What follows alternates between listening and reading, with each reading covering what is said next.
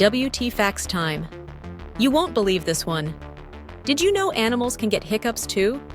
Frogs, kittens, and even baby elephants have been caught hiccuping. Hiccups happen when the diaphragm, a muscle under the lungs, suddenly contracts. For animals, hiccups can be caused by eating too quickly, excitement, or even just being a baby. Baby mammals hiccup more because their bodies are still learning how to breathe and eat at the same time. So next time you get the hiccups, remember, you're not alone. What the facts?